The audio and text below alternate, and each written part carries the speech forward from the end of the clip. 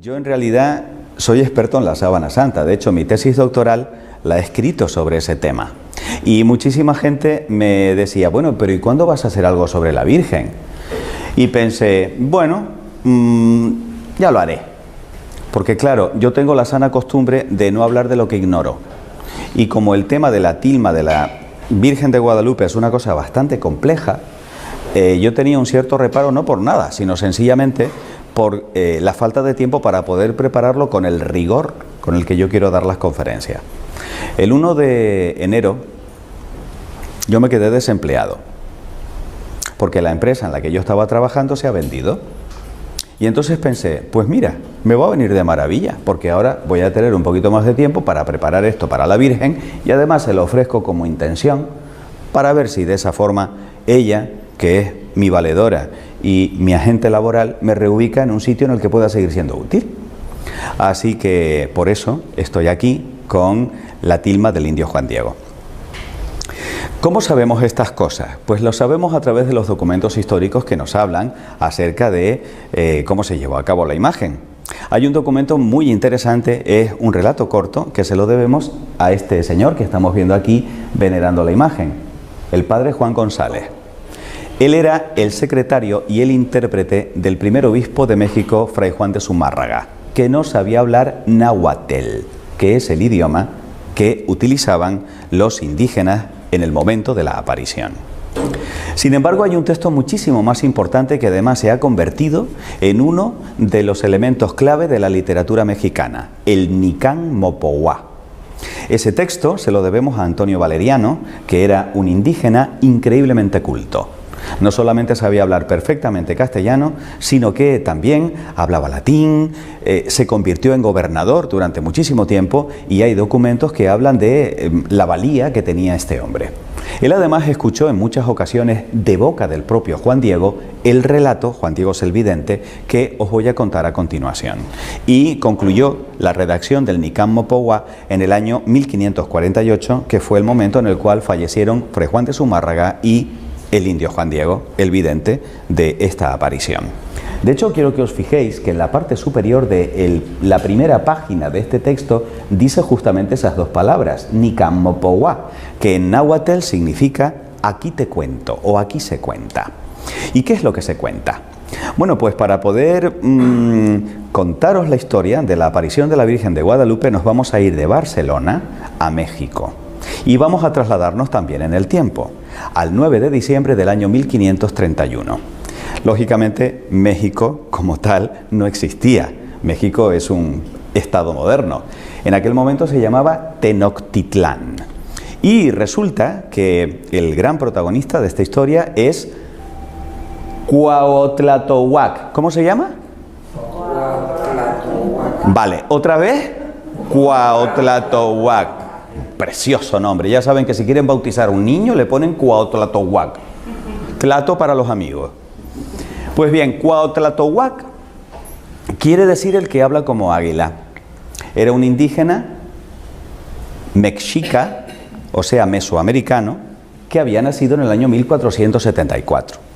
Se había convertido y había sido bautizado con el nombre de Juan Diego. Juan Diego tenía 57 años en el momento de la aparición. Esto es un dato muy significativo porque a medida en que vaya avanzando la conferencia vamos a ir comprendiendo cómo es la mentalidad y sobre todo la cosmogonía y la religión de los aztecas, porque si no, no se va a entender qué mensaje trajo la Virgen a través de esta aparición. Por lo tanto, quedémonos con esto.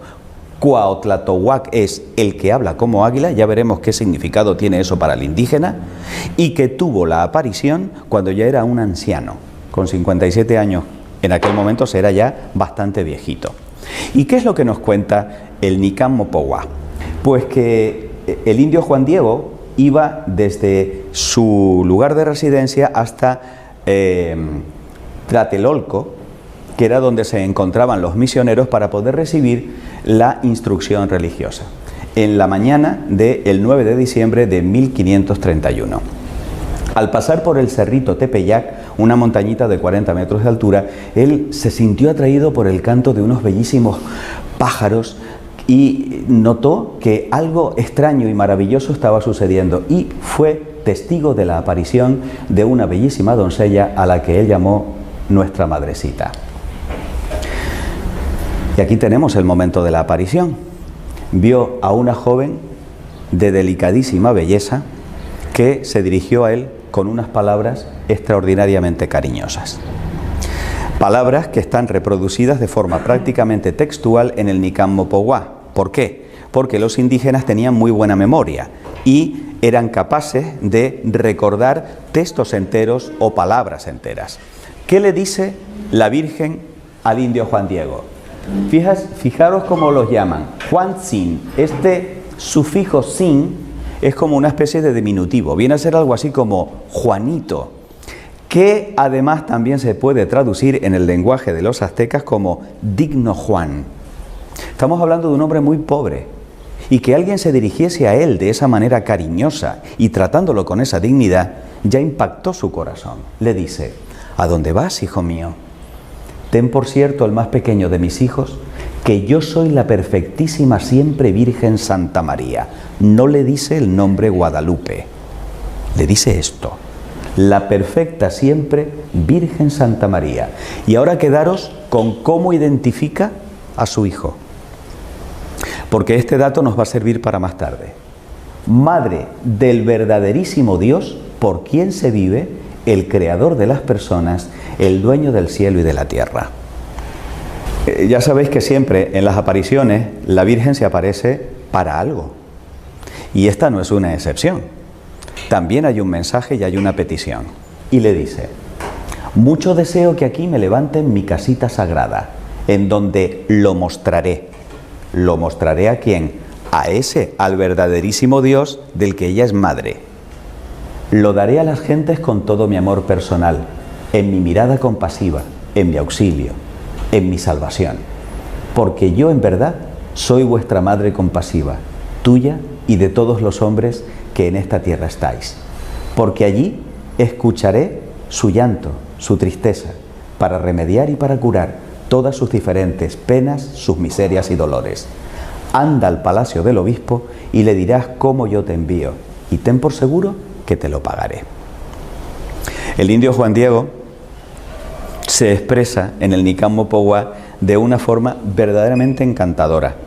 Yo os invito a que cuando no tengáis nada mejor que hacer, entréis en internet y descarguéis el Nican Mopowá, es fácilmente descargable en PDF, y leáis las palabras textuales con las que se dirige el indio Juan Diego a la Virgen, porque la trata, en eso es muy canario, de mi niña. Mi niña, ¿qué quieres, mi niña? ¿En qué puedo servirte, niña mía? Y a partir de ese momento él se refiere a la Virgen como mi niña del cielo. Es bellísima la historia. Bueno, por supuesto, Fray Juan de Zumárraga, el obispo, no lo cree. De tal manera que era un franciscano que prácticamente acababa de llegar a México. Era un hombre bondadoso y era también muy culto, pero se tenía que valer de el padre Juan González para poder hacer la traducción al náhuatl, ya que él todavía no hablaba esa lengua. Pues bien, sucede que el hecho de que llegara un indígena recién convertido diciendo que se le había aparecido la Virgen y que encima estaba pidiendo que se le construyera un templo en el llano, pues aquello estaba totalmente fuera de lugar para este hombre, y le dice: vale, Juan Diego, vente mañana que ya esto lo veremos en otro momento. Juan Diego, obediente, se va del palacio del obispo y vuelve otra vez al Tepeyac, en donde por segunda vez se encuentra con la niña celestial y le dice: ay, mi niña, manda a alguien más culto que yo no sé nada, yo soy un ignorante, yo soy un hombre de la tierra. A lo cual la Virgen le responde: escucha al más pequeño de mis hijos, ten por cierto que no son escasos mis servidores, mis mensajeros, pero es muy necesario que tú personalmente vayas, y mucho te ruego, hijo mío el menor, y con rigor te mando, que otra vez vayas mañana a ver al obispo, y de mi parte hazle saber mi voluntad. El indio Juan Diego se despide de ella y por supuesto queda que en efecto va a volver al día siguiente para poder insistir en el mensaje que tiene para Fray Juan de Zumárraga. En esa segunda entrevista con el obispo tampoco le cree, y entonces Fray Juan de Zumárraga ya como decimos en Tenerife, un poco mosqueado, le dice, bueno, dile a tu niña que te dé una señal, para que así yo pueda creerla. Juan Diego no ve nada raro en esa petición, todo lo contrario, se pone muy contento porque dice, ay, qué bien, porque seguramente mi niña me va a dar la señal que me está pidiendo el obispo. Sin embargo, Fray Juan de Zumárraga ordena a 2 sirvientes que sigan a Juan Diego, a ver qué hace, a dónde va, y si de verdad es cierta la historia. Juan Diego era un hombre que se conocía perfectamente a aquellos andurriales, y aunque él no sabemos si sabía que le estaban siguiendo, iba de una forma muy rápida y a pesar de ser un viejito, cogió camino y como que despistó a los sirvientes.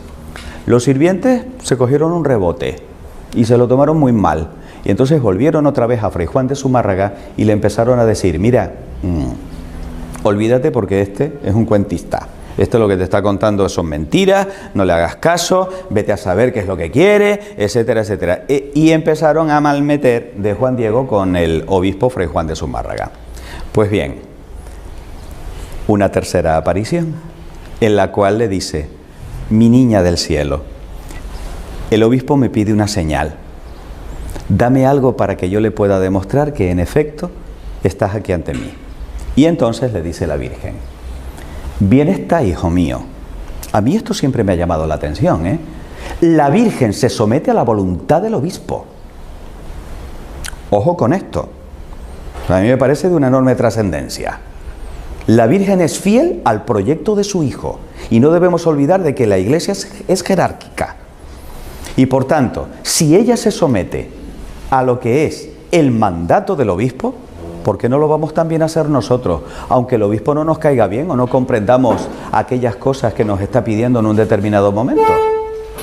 Pues dice, volverás aquí mañana para que le lleves al obispo la señal que te ha pedido. Con esto te creerá. Y acerca de esto ya no dudará, ni de ti sospechará. Y sábete, hijo mío, que yo te pagaré tu cuidado y el trabajo y cansancio que por mí has emprendido. Palabras llenas de dulzura que llevan al éxtasis al indio Juan Diego.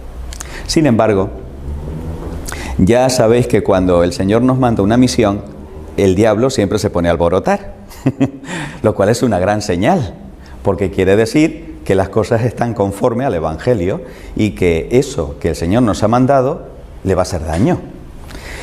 ¿Y de qué manera intenta desbaratar los planes de la Virgen? Veréis, Juan Diego vivía con Juan Bernardino, que era incluso más viejito que él, era su tío. Le había recogido en su casa y Juan Diego cuidaba de él. Ellos se dedicaban al pastoreo, a la recolección, eran agricultores. Le tenía un gran cariño, en realidad lo trataba como si fuera como un padre.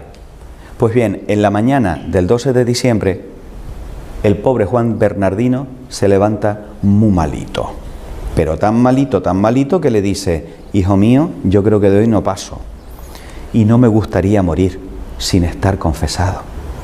Anda, hijo, ve a buscar un cura. Él también estaba bautizado, ¿eh? Y era un hombre enormemente creyente.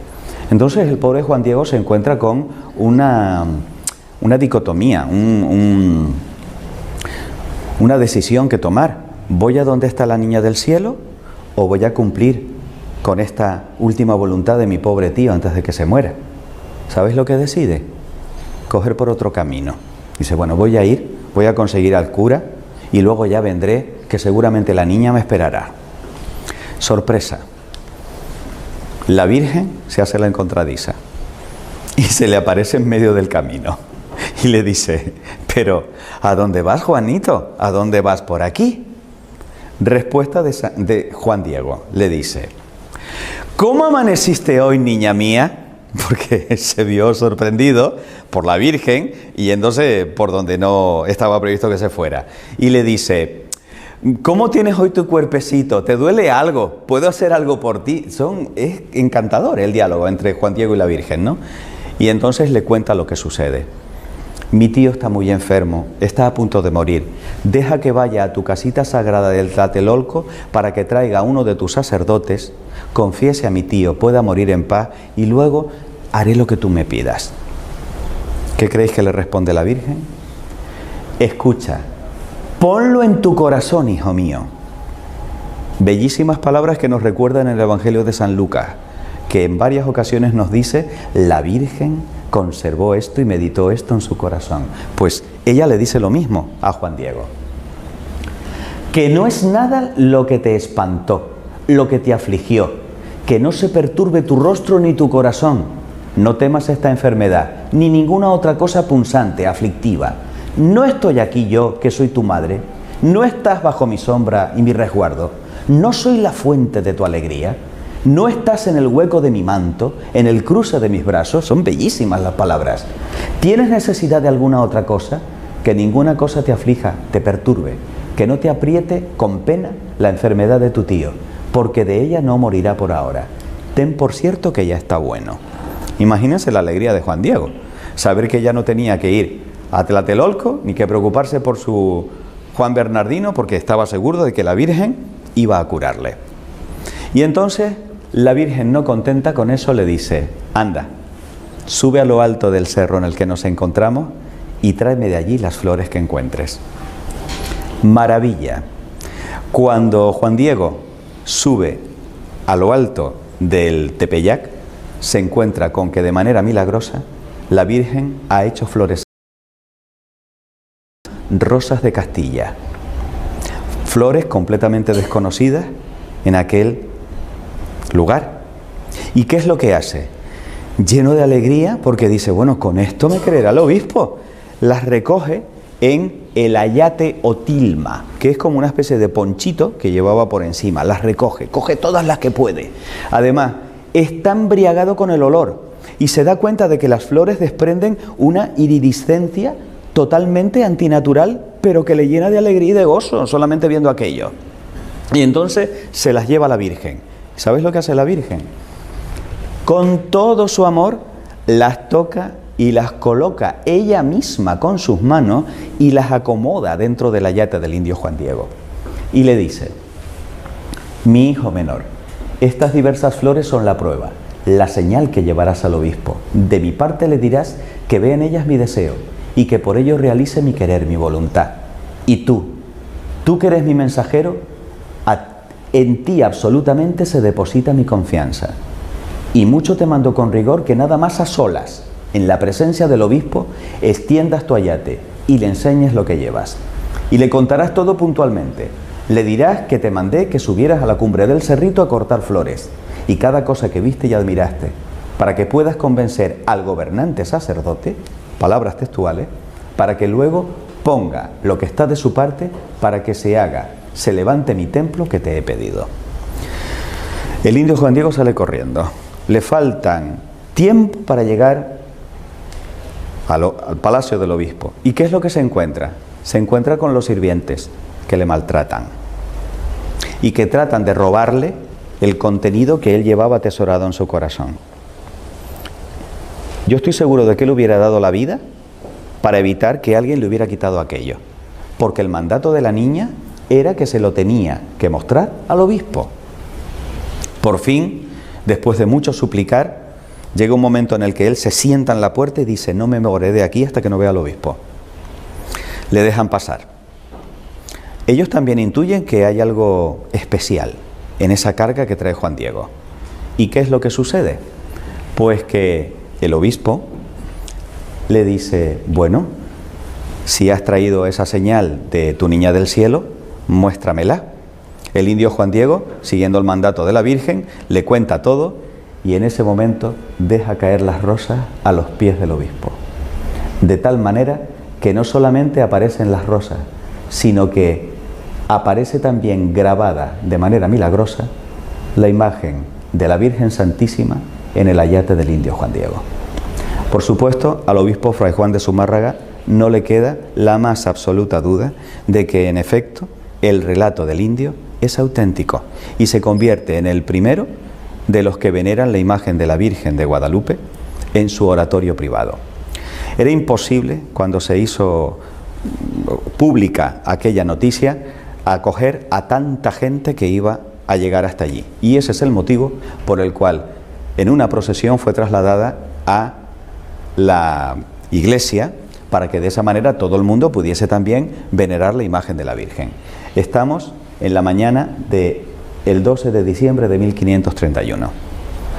Lo que acabamos de ver, por supuesto, es una recreación con unos actores, pero este es un cuadro que representa a Fray Juan de Zumárraga en el momento en el cual se aparece la Virgen de Guadalupe. Quiero que os quedéis, por favor, con esta cara de Fray Juan de Zumárraga, porque, repito, es otro dato que también nos va a servir más tarde cuando os muestre una cosa a medida en que os vaya explicando todo lo que se sabe sobre la tilma del indio Juan Diego, porque lo maravilloso es que la tilma la tenemos en la actualidad y se ha estudiado científicamente, y por eso estoy yo aquí, para contaros las maravillas que hay con respecto a esta reliquia maravillosa. Simultáneamente, la Virgen Santísima se aparece a Juan Bernardino y efectivamente le cura de su enfermedad y le revela su nombre. Pero atención, porque aquí entramos en una parte muy importante de la conferencia, que es saber cuál es el verdadero nombre que revela la Virgen Santísima a Juan Bernardino. Para poder comprender esto es imprescindible que por un momento yo abra un paréntesis en la conferencia y os cuente algo sobre la mitología de los aztecas. Tened en cuenta que esto se produce 40 años después del descubrimiento de América por parte de Colón y 10 años después de la conquista de México por parte de Hernán Cortés y sus 500 soldados. O sea, prácticamente Europa acaba de descubrir a esta civilización. Era una gente, pues como cualquier otro pueblo. Se casaban, tenían sus hijos, cultivaban la tierra. Es importante que veáis en esta imagen la manera en la cual las mujeres casadas, desde el momento en el que ya contraían matrimonio, se colocaban el cabello. Porque eso era un signo para el azteca de que esa mujer era de un hombre. Al igual que nosotros hoy llevamos el anillo de casado o de casada, que es un signo de que efectivamente ha habido una consagración matrimonial, pues esa es la manera, el signo que tenían las aztecas de diferenciarse de las que estaban solteras todavía. Es decir, cuando un hombre veía a una mujer desconocida en la calle, si llevaba el cabello recogido así, ya sabía que era una mujer casada, no hacía falta que le dijera nada más. Los aztecas dominaban a las 300 tribus que en aquel momento estaban en esa zona, de tal manera que asombró a los castellanos la extraordinaria arquitectura, las infraestructuras que ellos habían construido. En ese punto eran increíblemente avanzados y también lo eran en la observación del cosmos. Eran unos astrónomos extraordinarios, porque en ello les iba la supervivencia. Es decir, ellos adoraban a los astros del cielo, pero porque pensaban que eran quienes les daba la vida y tenían que estar pendientes de los solsticios, de las estaciones, de los eclipses, etcétera, etcétera, porque veían signos también en las estrellas, en los cuerpos celestes. En eso eran extraordinarios. Sin embargo, hay un punto realmente terrible en la cultura de los aztecas en este momento, y era su religión, porque desafortunadamente era una religión sangrienta. Aquí tenéis al espantoso Huitzilopochtli. Huitzilopochtli era el dios de la guerra, que como podéis comprobar era caníbal. Es más, ellos estaban convencidos de que para que volviera a salir el sol al día siguiente había que alimentar a Huitzilopochtli para que se comiera las entrañas de las víctimas en vez de comerse al sol.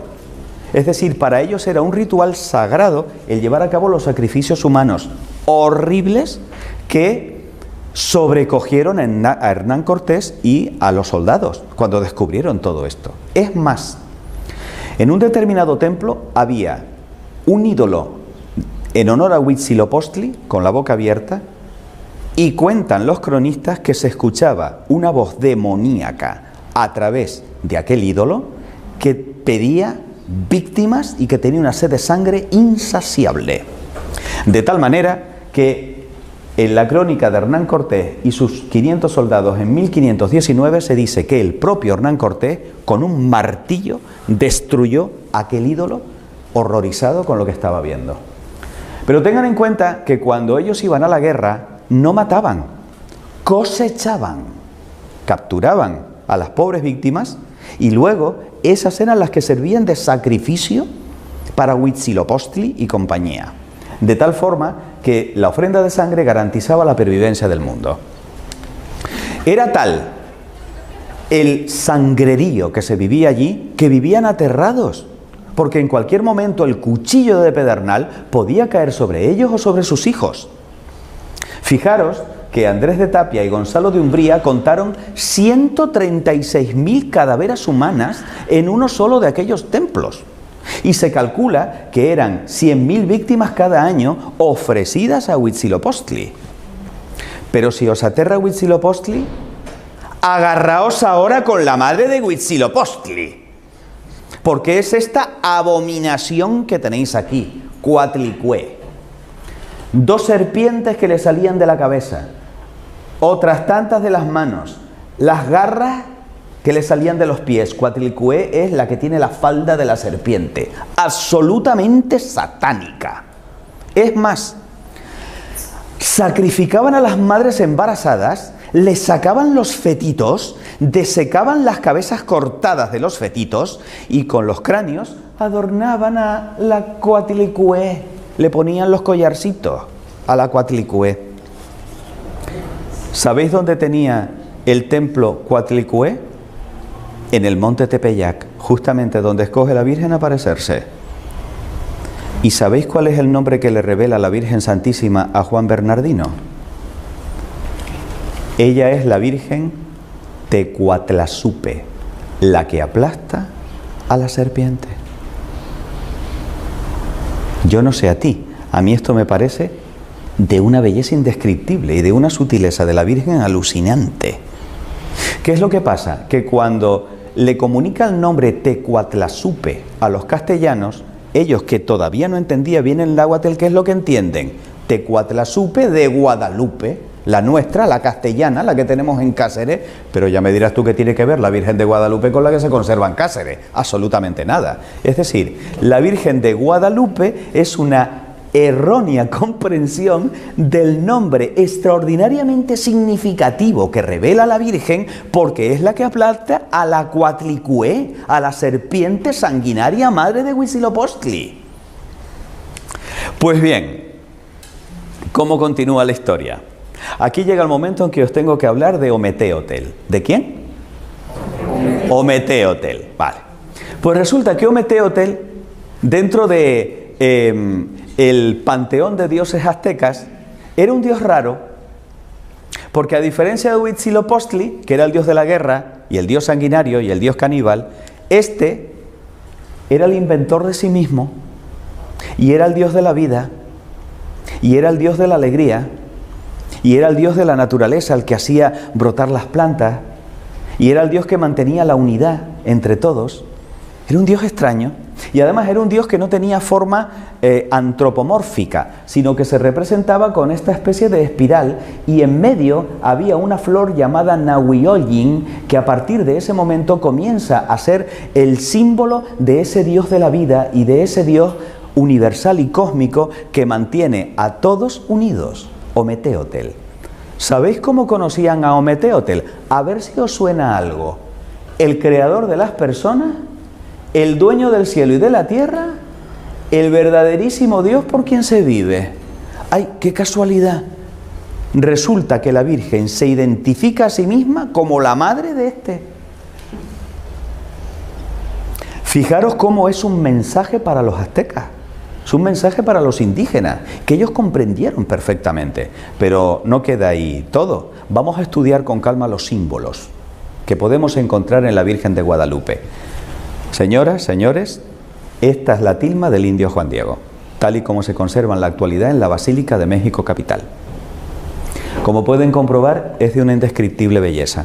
Estamos hablando de un trocito de la tilma, porque en realidad eran 3 trozos y solamente la imagen ocupa 2. Esto que tenemos aquí es la costura que va pasando de un lado a otro. Además, hay una cosa que siempre me encanta, porque no podemos olvidar que la Virgen Santísima es una señora. Es decir, si no hubiese inclinado la cabeza, la costura le hubiera pasado por la cara. Y eso a una señora como que no. Es decir, está estratégicamente colocada para que la costura de la tilma no solamente no dañe la imagen, sino que es que encima, como veremos más tarde, las propias imperfecciones de la tilma añaden gracia y volumen a los rasgos de la Virgen, de tal manera que un error de los hilos, un nudo, forma el labio inferior y le da el volumen que tiene el labio inferior. Es alucinante. ¿Qué es lo que encontramos en la tilma del indio Juan Diego? Bien, la tilma nos muestra una imagen de la Virgen que mide 1,43. O sea, no llega al 1,5 metros. Pero tiene proporción áurea. No sé si habéis oído de esto. Los artistas, los pintores, los escultores están buscando la perfección de la belleza. Y resulta que han descubierto que hay como una proporción en todo lo que nos resulta bello a los seres humanos, que es justamente esa, la proporción áurea, perseguida ya desde el tiempo de los griegos en todas sus esculturas y pinturas. Pues muy bien, esta tiene esa proporción y ha sido estudiada desde ese punto de vista. Pero no solo eso, es que se ve en el revés de la tela. Eso quiere decir que de alguna manera los pigmentos están impregnando y atravesando la tela entera. Pero cuidado, porque el lienzo, es decir, la tilma, no estaba preparada. No tenía ningún tipo de apresto, ni ningún material, ninguna textura para poder evitar que esas imperfecciones dañaran lo que se iba a reflejar allí.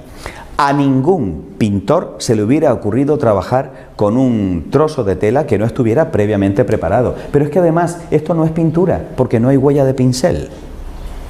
Es como si de alguna manera la imagen estuviera fotocopiada, serigrafiada encima de la tela, lo cual no tiene explicación, porque esto no se puede hacer por mano humana, porque si no, no tendría estas características. Y aquí se parece un poco la imagen de la Virgen de Guadalupe con lo que nos encontramos en la Sábana Santa. Son imágenes imposibles, imágenes que no se pueden reproducir con la tecnología contemporánea, pero son imágenes que requieren una explicación por parte de la ciencia, porque están ahí. No se pueden negar, no es una entelequia filosófica, es algo que se puede palpar, medir y pesar y llevar a un laboratorio. Los hilos resaltan los detalles y en realidad estamos hablando de un pictograma. Los aztecas no escribían con letras, sino que utilizaban imágenes, algo así como los egipcios y los jeroglíficos, pictogramas, es decir, dibujos que representan cosas.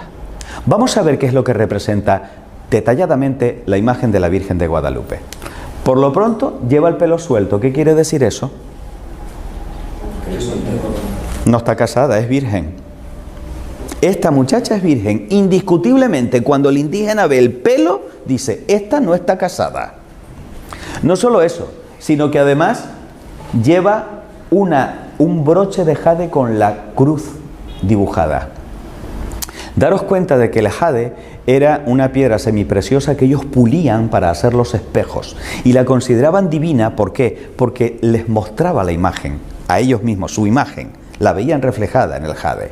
Es más, al ver que el jade que lleva el broche tiene el mismo signo que ellos veían en los estandartes de los conquistadores y en las velas de los conquistadores, dicen, uy, cuidado, porque esta es de la misma religión de estos que vienen del otro lado del mar, a los cuales también nosotros consideramos dioses. Porque sabéis el tema de Hernán Cortés, ¿no? Ellos pensaban que eran dioses también, porque no los habían visto nunca con casco y con barba, que era justamente como representaban algunos de sus dioses. Por lo tanto, no tuvieron duda de que aquellos eran superpoderosos. Cuidado con esto, porque a veces se interpreta mal. A nosotros, occidentales, el ver a alguien así nos da la idea de estar rezando, ¿no? Para un azteca, el colocar la mano así significa, te traigo un regalo, tengo un obsequio para ti. Este es el signo de regalo para los aztecas, con lo cual ellos comprenden, esta nos trae un regalo, vamos a ver qué regalo nos trae. El ceñidor indiscutiblemente significa que esta muchacha, que es virgen, está embarazada. Y ya les va sonando eso que le contaban los misioneros, de que la madre de Jesús, a pesar de ser virgen, tuvo a Jesús. Se cuentan 46 estrellas en todo su manto. Esto es tan impresionante que merecerá la última parte de la conferencia. Dentro de un rato os hablaré de las estrellas. Pero tened en cuenta que, además, los rayos del sol salen detrás. Lo que quiere decir que si ésta se tapa con las estrellas, tapa al sol y está encima de la luna, esta es infinitamente más poderosa que nuestros dioses, porque nuestros dioses están a su servicio. El cosmos entero le sirven a ella de lugar en donde colocarse, de manto y de embellecedor con los rayos del sol. Aquí aparece, y aquí, hasta 7 veces la flor Nahuioyin, que era la flor con la que representar a Ometeotl. Por lo tanto, si en la túnica aparece representada la flor Nahuioyin, quiere decir que el regalo que nos trae esta es a Ometeotl.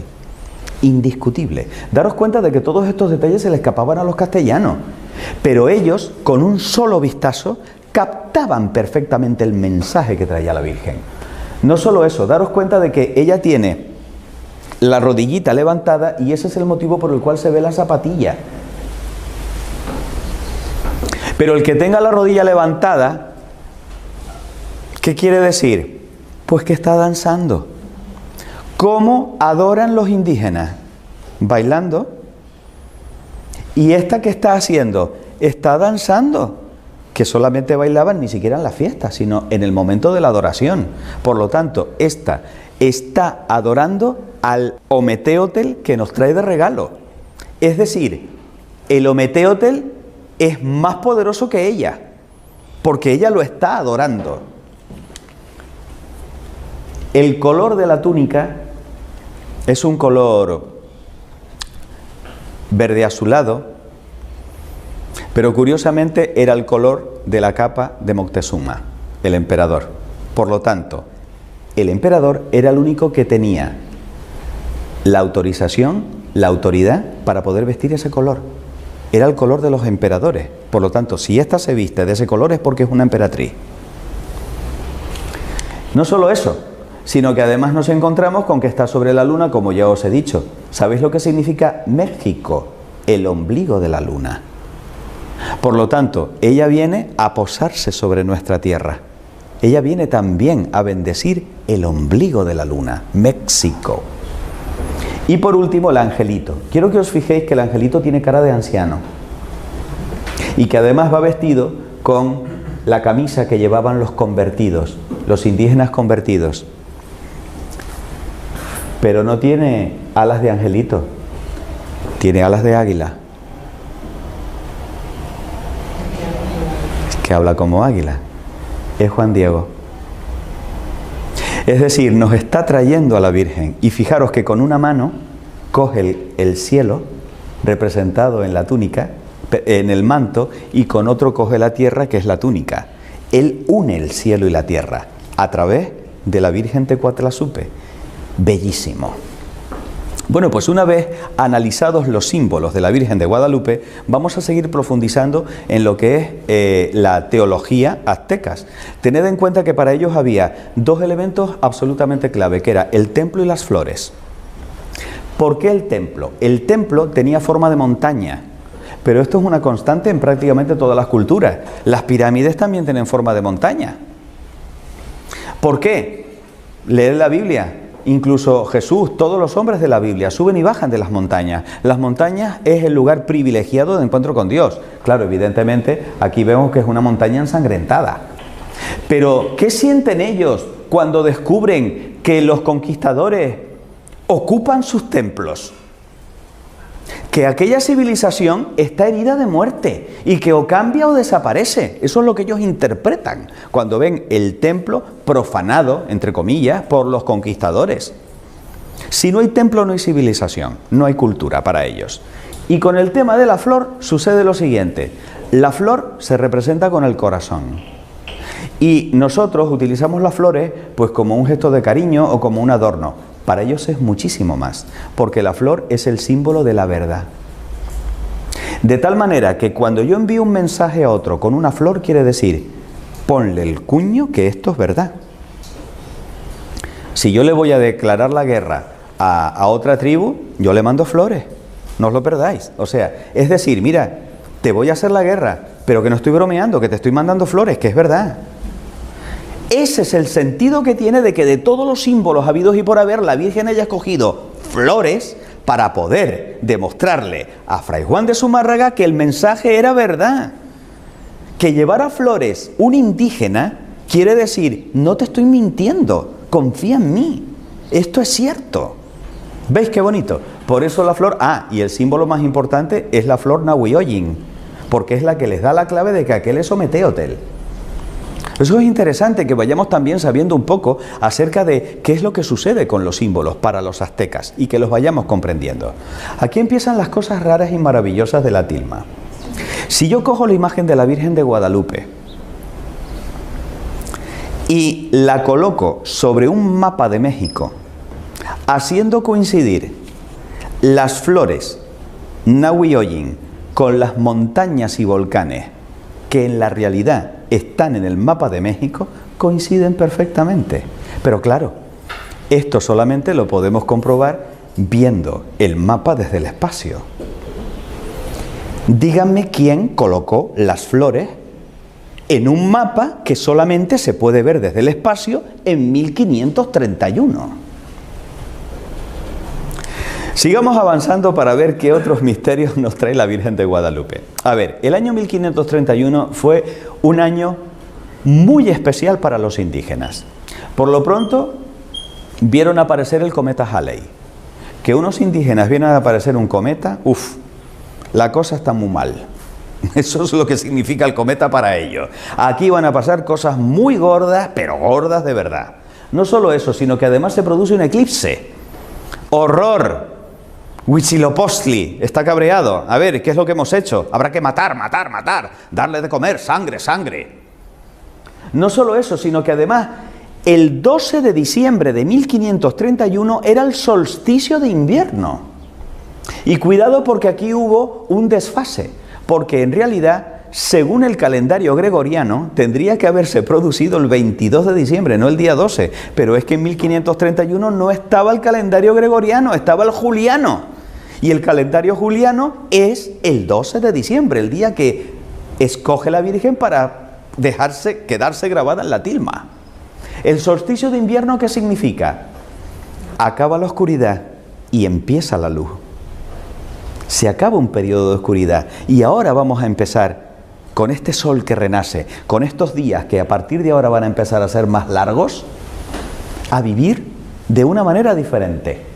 Se produce un terremoto, tela, eso significa que los pilares de la tierra se están conmoviendo, se destruyen los templos y llega una epidemia de viruela para la cual los indígenas no tenían protección natural, no tenían los anticuerpos de la viruela y los empieza a matar. Y ellos dicen, vamos a ver, nos cargamos a 100.000 personas al año, alimentamos a Huitzilopochtli con toda la sangre que nos pide y resulta que ahora que no tenemos templo, que ya no hacemos sacrificios, el sol sigue saliendo, después del eclipse vuelve otra vez a haber luz, una de dos, o nuestros dioses eran mentiras o nosotros no hemos hecho la adoración correcta. ¿Veis lo que significa todo lo que pasó justamente en ese año? Pues bien, todo esto llevó, amigos y amigas, a que en la siguiente década 9 millones de indígenas se convirtieran al cristianismo. Los misioneros no daban abasto a hacer bautizos. ¿Por qué? Porque estaban abandonando una religión de muerte y de oscuridad para abrazar una religión de amor y de vida y de luz, que era la que traía la Tecuatlazupe. Por lo tanto, toda esa leyenda negra que hay sobre lo de la conquista y que se obligaba bajo pena de muerte a los indígenas, no sé cuánto, cuidadito, que hay que analizar bien los datos y que por suerte ahí tenemos la historia y los documentos históricos. Pues bien, el Papa Benedicto XIV recibió inmediatamente, aparte de que se difundió toda la historia de la Virgen de Guadalupe por el cristianismo entero, una copia de la tilma del indio Juan Diego, y la Virgen terminó coronada como emperatriz de América. Hoy en día, este es el actual templo en México capital, en el que se conserva la tilma del indio Juan Diego. Es el séptimo de los templos. Fue consagrado el 11 de febrero de 1976, Día de la Virgen de Lourdes. Y no solo eso, sino que tiene 10.000 personas de aforo. Fijaros además que tiene la forma como de la capa de la Virgen, ¿no? O sea, entramos bajo el amparo de la Virgen, debajo de su manto, debajo del manto de la Virgen. Es indiscutible que la cultura mexicana se ha fraguado en torno a la Virgen de Guadalupe. La Virgen de Guadalupe es omnipresente en todo México, de tal manera que tengo una amiga mexicana que me dice algo que ya yo había oído en boca de otros mexicanos, y es: ay, es que Andrés, nosotros puede que no seamos católicos, pero todos seamos guadalupanos. Es decir, la Virgen de Guadalupe es el amor de los mexicanos. Y eso sí, a lo mejor le dan cachetadas a la iglesia, pero a la Virgen de Guadalupe no se la toque. La Virgen de Guadalupe es una cosa especial. Nuestro bien amado Papa Francisco le tiene una devoción muy especial a la Virgen de Guadalupe. ¿Pero por qué? Porque resulta que hay un dato del Papa Francisco que desafortunadamente, desde mi punto de vista, ha sido silenciado de manera sistemática por los medios de comunicación, y es que el Papa Francisco, ahí donde lo ves, es un científico, está licenciado en ciencias químicas. ¿A que esto no lo sabían todos? O sea, por primera vez en 21 siglos, un científico se sienta en el trono de San Pedro, lo cual yo creo que es maravilloso para la Iglesia, puesto que es un hombre capaz de distinguir los hechos de las opiniones. Es decir, él comprende la naturaleza extraordinaria de la imagen reflejada en la tilma, como veremos a continuación, que no tiene una explicación racional, y por tanto, él, cada vez que tiene oportunidad, habla de la Virgen de Guadalupe y, por supuesto, se encomienda a la Virgen de Guadalupe. ¿Cuál es el siguiente paso para seguir profundizando? Vamos a analizar la tilma, porque da la sensación de que la tilma es indestructible. ¿Por qué digo esto? Cuando hablamos de la tilma, fijaros en esta imagen, es como esa especie de mantita con la que se cubrían los indígenas antiguos. Está hecha de ixtle, que es un tipo de agave, es un tejido muy burdo, muy vasto. Pues bien, la tilma mide 104 por 170 centímetros, pero los tejidos de esta planta, una vez manufacturados, que más han resistido, no han durado más de 20 años. Y les estoy hablando de un tejido que de manera absolutamente antinatural ha pervivido 480 años sin que haya una explicación de cómo es posible que no se pudra. Porque además, 116 años estuvo sin protección. ¿Sabes lo que significa eso? Tú pon una tela y pon nada más que un año debajo de la tela, 10 velas todos los días. A ver qué le pasa a la tela. Imagínate 116 años de velas, de rosarios pasados, de pañuelos, de medallas, de que si a alguno le dolía el cuello, se rozaba también con la tilma para que se le quitara, porque era la medicina, era el gran remedio para todo. 116 años, maravilla, repele el polvo, repele a los insectos, no hay ni un solo huevo de mosca, no hay la más mínima suciedad en la tilma. ¿Cómo es esto posible? No tiene explicación.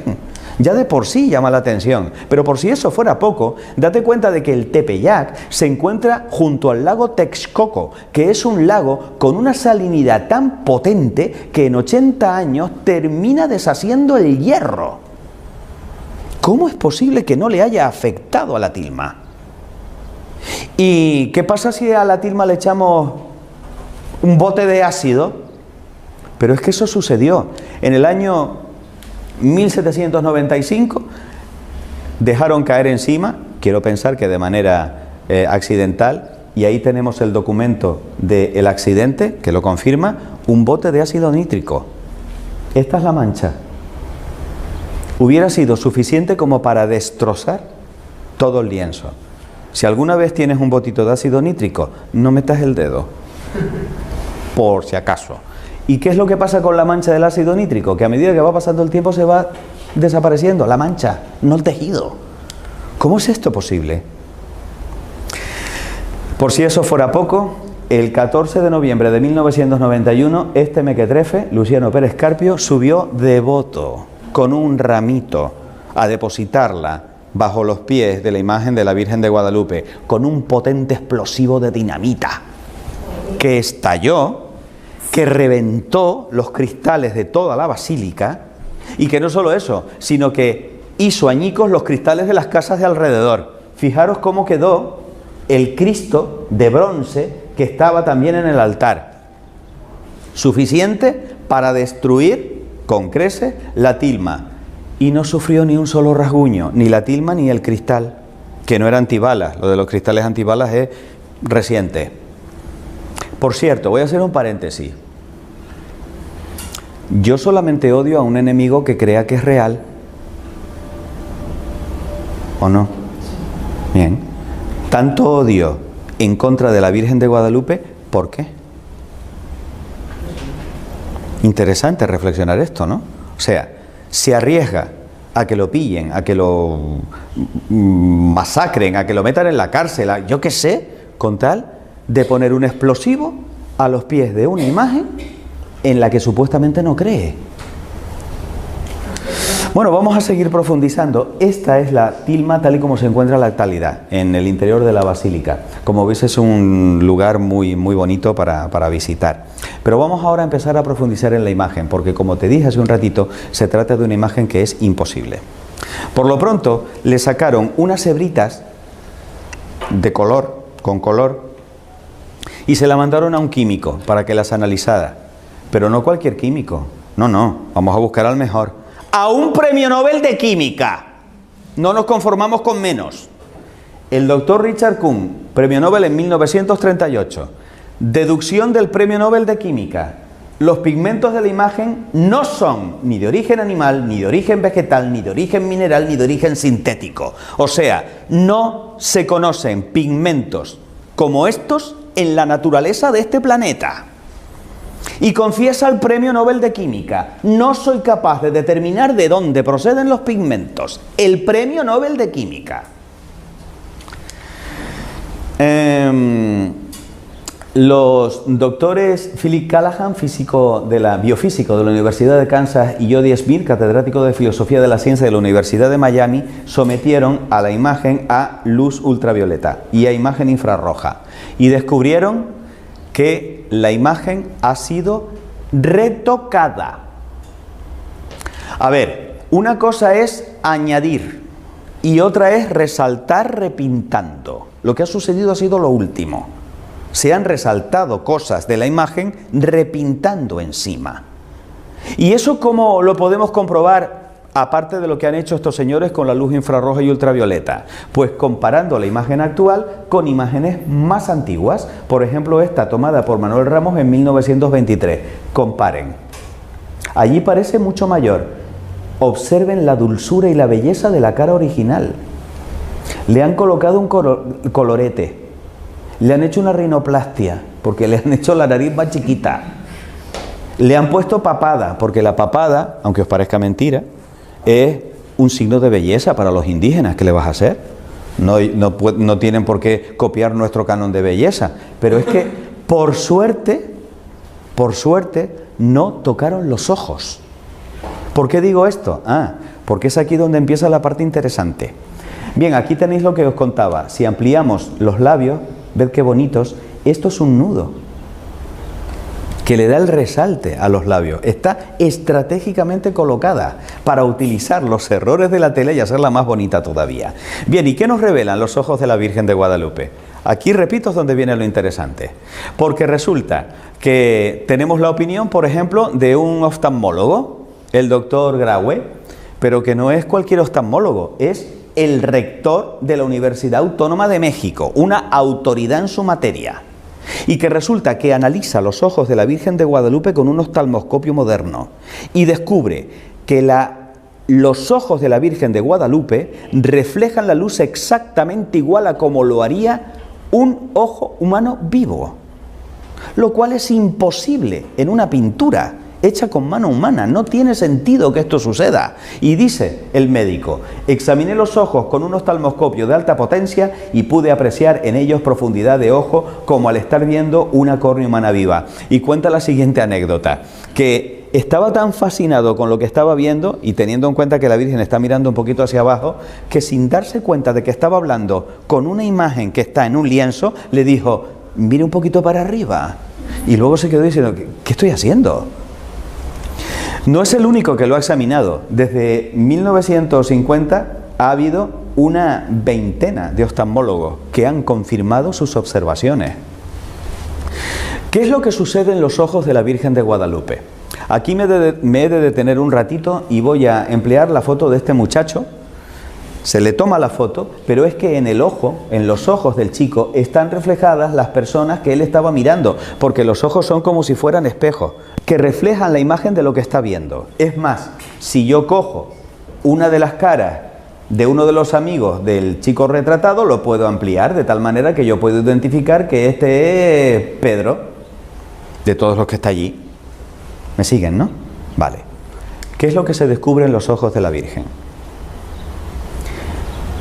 Alfonso Marcué, fotógrafo en 1929, descubre el rostro de un hombre con barba. Se ve perfectamente los ojos, la nariz, la boca, y además tiene la mano así. Se está cogiendo el mentón, reflejado en una córnea de 8 milímetros. Pero no solo eso. Bueno, aquí tenéis otro fotógrafo más tarde, en 1951, Carlos Salinas, que confirma las observaciones. Aquí lo veis un poquito estilizado por un pintor, para que lo comparéis y os deis cuenta de la semejanza. No solo eso. La pregunta es, bueno, ¿esto será una pareidolia? ¿Qué es eso de una pareidolia? El cerebro humano crea imágenes y compone imágenes. Es lo que nos pasa, por ejemplo, cuando vemos formas en las nubes. Yo aquí veo una carita sonriente, y aquí veo una carita asustada, y aquí veo otra carita sonriente, y aquí una carita como diciendo hola, y esta como diciendo brr. Pero vemos que no es una cara, es una lavadora de la que está saliendo una tela. Es decir, ¿cabe la posibilidad de que lo que se ve en los ojos de la Virgen de Guadalupe sea una pareidolia? Sí, cabe esa posibilidad, a no ser de que las imágenes se vean en los dos ojos. Y a no ser de que aparezcan reflejadas en los dos ojos siguiendo la proporción de la distancia. Porque en este momento os esté reflejando en mis ojos. Pero si yo me pongo así, como está la Virgen de Guadalupe, en este ojo se verán un poquito más grandes vuestras imágenes que en este. Porque este está un poco más lejos de vosotros. ¿Me estoy explicando? Eso se llama la ley de Samson-Purkinje. Y está perfectamente estudiado en oftalmoscopía. Pues sorprendeos, porque el doctor Rafael Torija, oftalmólogo, deduce que las imágenes aparecen reflejadas en ambos ojos y que respetan perfectamente las proporciones ópticas de Samson-Purkinje. No es una pareidolia, son imágenes reales. Pero aquí es donde definitivamente tiran la toalla los incrédulos. Doctor José Aste Tonsman, ingeniero especialista de computación de la Universidad de Cornell, profesor de investigación operativa en la Universidad Iberoamericana de México. Descubre no una ni dos, 13 figuras en los ojos, diminutas, casi microscópicas. Para poder hacer eso, necesitó elaborar con un ordenador cuadrículas de 1 milímetro cuadrado en las córneas. 1600 cuadrículas de 15 por 15 micrones. Usando un microdensitómetro de precisión, las amplió 2500 veces y capta 200 tonos de gris frente a los 30 tonos que es capaz de captar el ojo humano. 13 figuras en unos ojos de 8 milímetros. Entre ellas, la de Fray Juan de Zumárraga. ¿Os acordáis del cuadro? Es el mismo cráneo. La de Fray Juan González, el intérprete que estaba a su lado. La del propio indio Juan Diego, que lo vemos aquí, con un gorro, desplegando la tilma, y uno dice, bueno, pero ¿cómo es posible que el indio Juan Diego llevara el gorro puesto delante del obispo? Dices, claro, es que tenía las manos cargadas, no se lo podía quitar. Un indígena sentado con el pie levantado. Se ve incluso hasta las argollas y la coleta que tiene. Todo esto lo podéis ver con precisión con las imágenes que están publicadas en el libro del doctor Tosman. El ojo derecho y el ojo izquierdo. Veis que son las mismas figuras, pero respetando las leyes de Samson-Purkinje. Y un grupo familiar para completar las 13 figuras. Es alucinante. ¿Cómo es posible que esto lo haya hecho un artista? Cuando estamos hablando de que para ver esto necesito un ordenador de la era espacial, porque si no, no lo veo. Hipótesis. Pero bueno, ¿cómo es posible que aparezca el indio Juan Diego con la tilma extendida si la Virgen lo estaba viendo? El doctor Tosman dice, sí, es que en el momento en el que se extiende la tilma, la Virgen estaba invisible delante de aquel grupo de personas. Y un instante después proyecta su imagen en la tilma. Y la proyecta reflejando lo que ella está viendo un momento antes. Esa es la hipótesis. Esta sería la situación que tendría la imagen dentro del grupo de personas que aparecen también reflejados en sus ojos. ¿Y qué pasa con las estrellas? Bueno, pues a mí particularmente, que durante 4 años trabajé en el Instituto de Astrofísica de Canarias, esto ha sido una de las cosas que más me han tocado el corazón.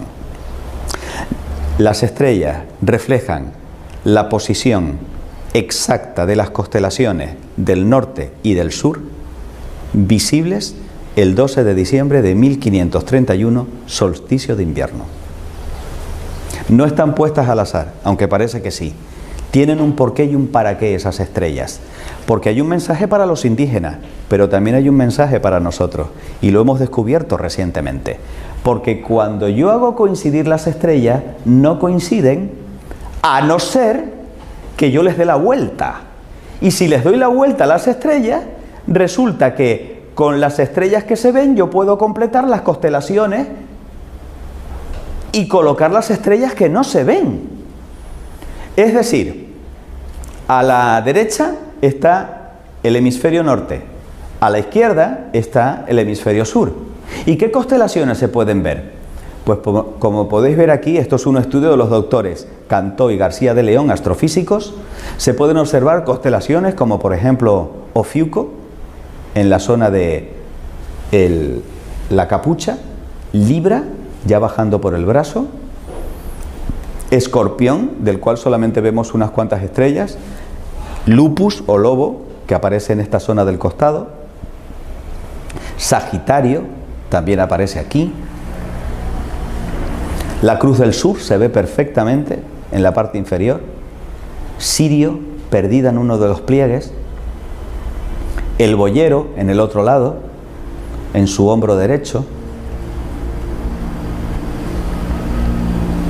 la Osa Mayor aparece también representada, muy fácilmente identificable, la cabellera de Berenice, los lebreles. O sea, como veis, estamos hablando de algo que realmente sobrecoge. Pero estamos hablando además, cuidado, de una imagen, vamos a dar a la anterior, una imagen especial porque es una imagen especular anamórfica de las constelaciones vistas desde el espacio. Desde la Tierra no se ven así.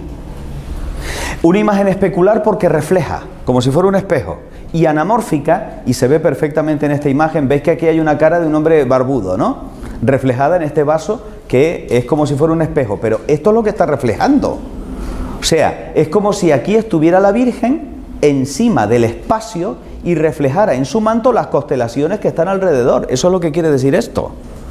Está situada en el espacio, en el momento en el que se cubre con estas constelaciones, que tienen significado para nosotros. Porque qué casualidad que la corona boreal no le viene a caer en el pecho o en las piernas, le cae en la frente. Es una reina. El boyero es el guardián, probablemente representa a San José, el que cuida de la Virgen y del niño. Virgo viene a caer justamente sobre el vientre. Es madre, pero es virgen también. Cristo es el león de Judá, por eso aparece también la constelación de Leo. El auriga es el buen pastor dentro de las constelaciones. Asclepio, hijo de Apolo, que es lo que representa Ofiuco, era capaz de devolver la vida a los muertos. El centauro, que es mitad hombre, mitad caballo, un ser con dos naturalezas, igual que Cristo. Dios y hombre. La cruz del sur, el Calvario, naturalmente. Hay una estrella en la constelación de Leo, que es Régulo, que representa al pequeño rey. Esta nos trae a un rey pequeñito. Y, maravilla, Sirio, en un pliegue como protegida, que en la lengua original se conoce con el nombre de Nasirene. Blanco y en botella. Nazareno. Este es el misterio de las estrellas de la Virgen de Guadalupe y lo último que se sabe de la Virgen de Guadalupe, pero también tiene una significación bíblica. Apocalipsis 12. Apareció en el cielo una señal grande, una mujer vestida de sol, con la luna debajo de sus pies y sobre su cabeza una corona de 2 estrellas. Está reflejando a la mujer del Apocalipsis. Estamos terminando. ¿Cuáles son las conclusiones que podemos sacar a la luz de lo que os he explicado? 9 conclusiones clave. Y yo me volveré tranquilito a Tenerife si esto por lo menos os queda claro. Primero, el ayate ha pervivido 480 años. Eso es inexplicable. De la misma forma que también lo es que la imagen no se haya deteriorado en absoluto o que haya resistido al contacto del ácido nítrico en 1795 o que haya permanecido intacto tras la detonación explosiva del año 21. O los símbolos presentes en la tilma y que sean un códice dirigido a los indígenas mesoamericanos del siglo XVI, en lo que San Juan Pablo II llamó una perfecta inculturación. ¿Qué es eso de la inculturación? Es hablar a los pueblos según aquellas cosas que le motivan y que les llaman la atención. Porque para un japonés, ponerse de rodillas solo lo hace en señal de rendición delante del enemigo para que el enemigo le corte la cabeza. Pues chica, si el japonés hace esto y es el mayor signo de reverencia y de amor que le puede hacer a otra persona, en vez de que se arrodille delante del Santísimo, que haga esto. Eso es inculturar. Porque evangelizar no es europeizar. Es hablar con los signos significativos para las personas que reciben el mensaje. Lo que ha hecho ella. Ha hablado con signos propios de aquella cultura. Y vaya si lo comprendieron.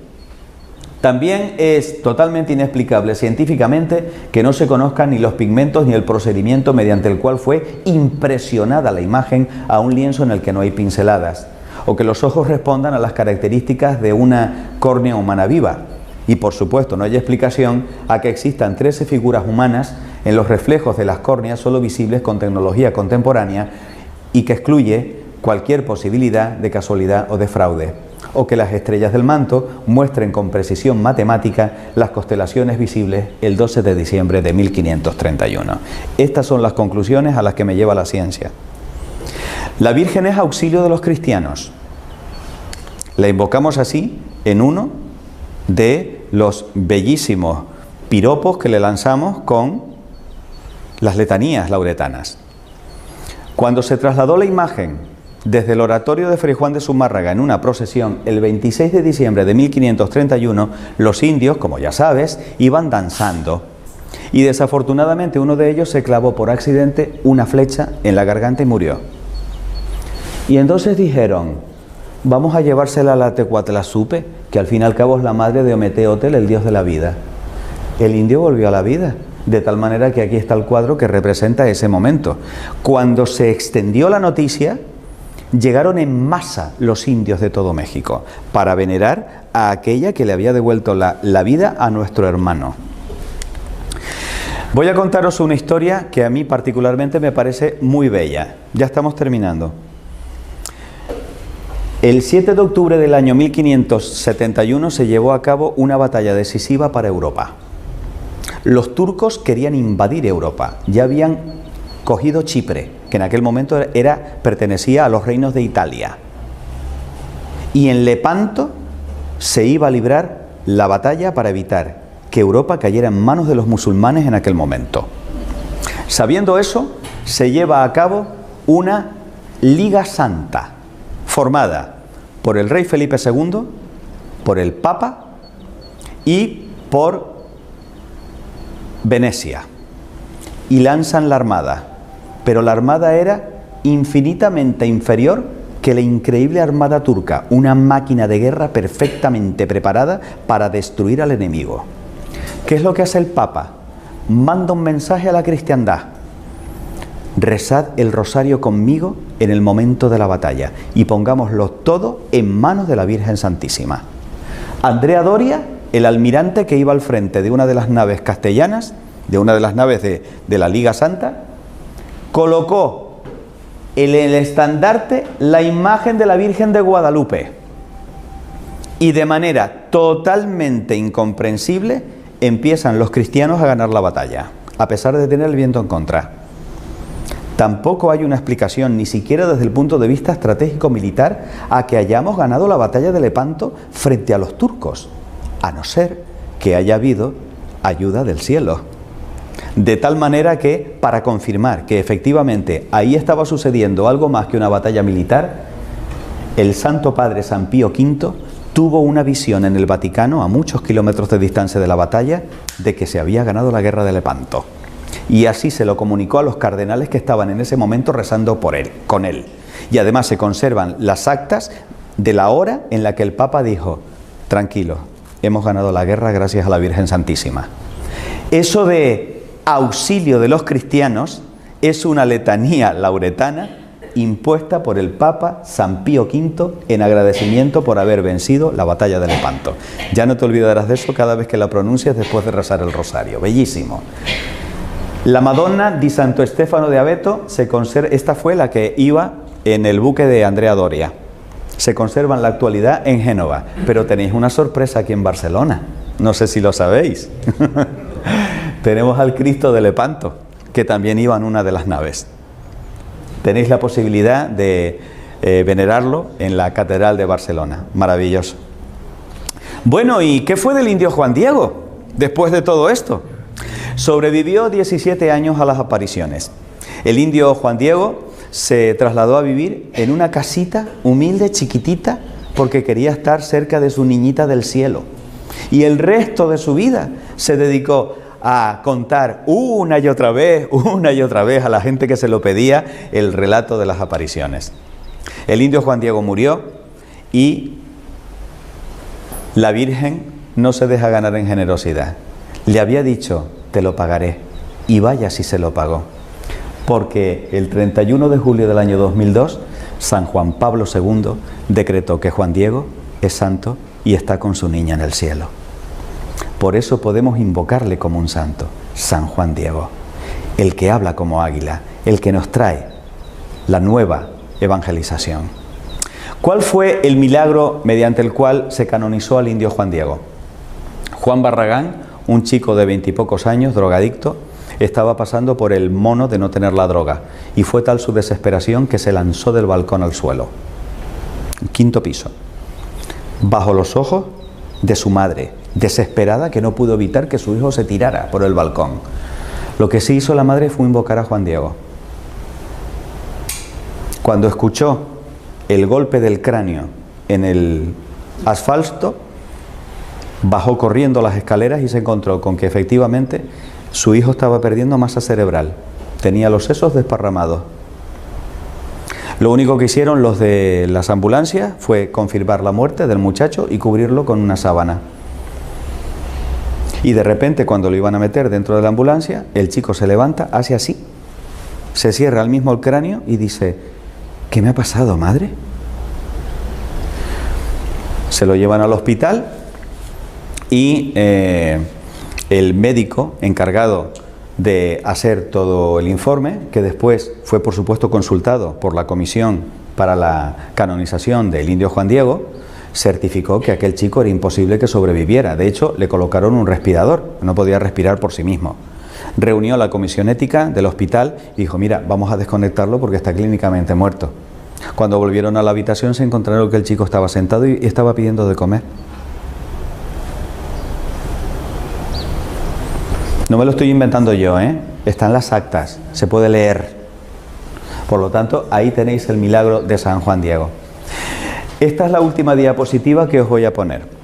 Las imágenes con las que he estado ilustrando mi conferencia se deben a Jorge Sánchez y se encuentran en la actualidad en el Salón Reina de Puebla.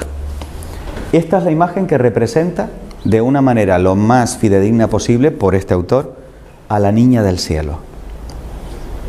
Y quiero que no me mires a mí ahora, por favor, quiero que la miréis a ella, porque por un momento vamos a reflexionar quién es María de Nazaret. Una pobre aldeana que vivió hace más de 2000 años en un rincón del mundo que estaba sometido a una potencia militar extranjera llamada Roma.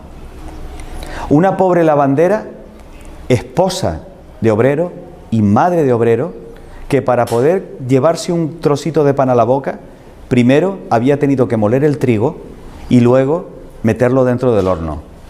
Que cada mañana tendría que acudir a la fuente de Nazaret a cargar sobre su cabeza el agua con el que luego iba a servir a su marido y a su hijo.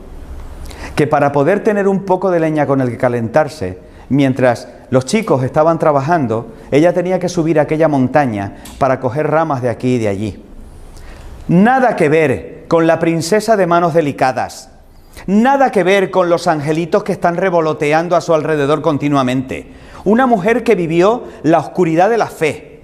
Que cuando se le pierde el niño, ¿ustedes se creen que la Virgen Santísima dormiría tranquilamente los 3 días en que desesperada estaba buscando a su hijo, sin saber si lo habían secuestrado, si lo habían matado, si se lo habían llevado a Alejandría o a Roma?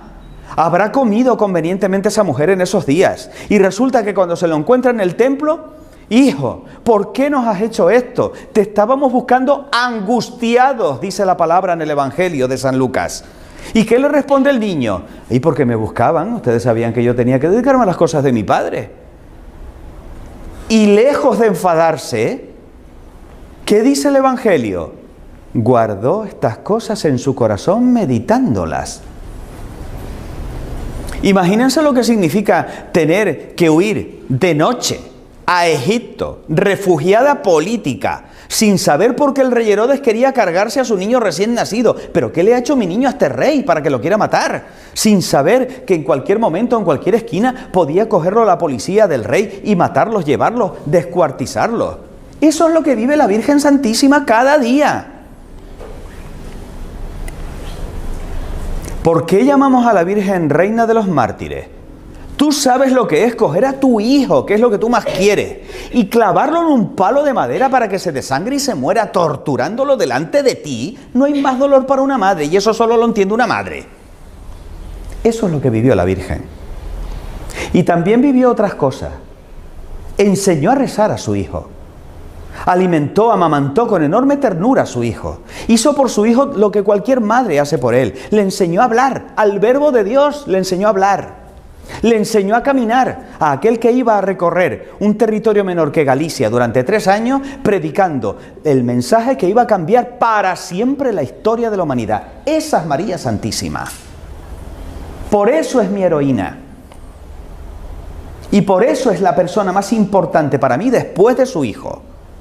Y por eso quiero tratar con ella cada día. Y por eso quiero invocarla en el rosario, como ella misma me dice en cada una de las apariciones. Y por eso me fascina y me atrae y me vuelve loco todo lo que tiene que ver con la niña del cielo. Y cada vez quiero amarla más, y cada vez quiero servirla más, y cada vez quiero consagrarme más a ella. Porque es la única mujer que de verdad vale la pena seguir como heroína. Habrá otras muchas. Pero es que ninguna se compara con esta, porque lo que hizo esta es impresionante. Cuando su hijo muere y sube al cielo, ¿a quién le encarga el grupo de los apóstoles? A la que va a llevar adelante el proyecto. Cuando ellos se sentían solos o angustiados o tristes o deprimidos, ¿a quién iban ellos? A la madre.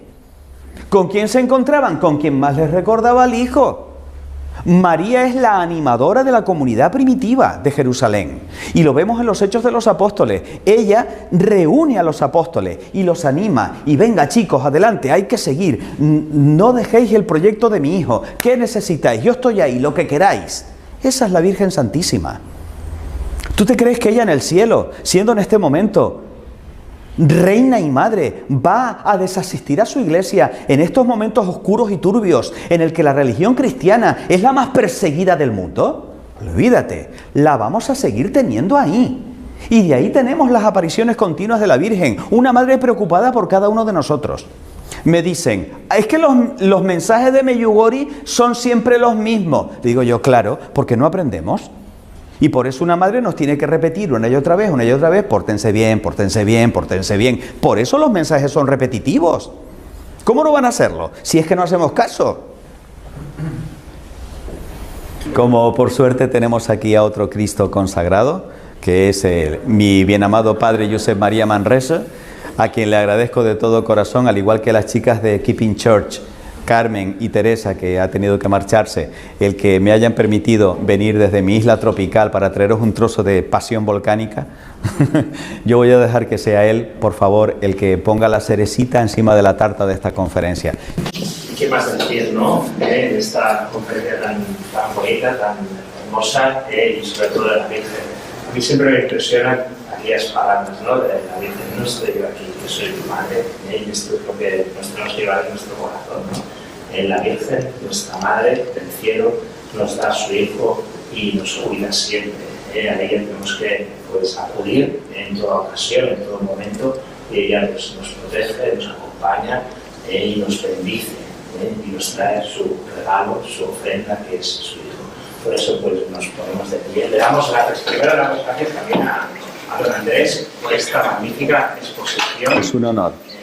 Y le damos gracias a la Virgen por su maternal amor, con que nos cuida siempre. Dios te salve María, llena eres de gracia, el Señor es contigo. Bendita tú eres entre todas las mujeres, y bendito es el fruto de tu vientre, Jesús. Santa María, Madre de Dios, ruega por nosotros pecadores, ahora y en la hora de nuestra muerte. Amén. Nuestra Señora de Guadalupe, ruega por nosotros. Muchas gracias.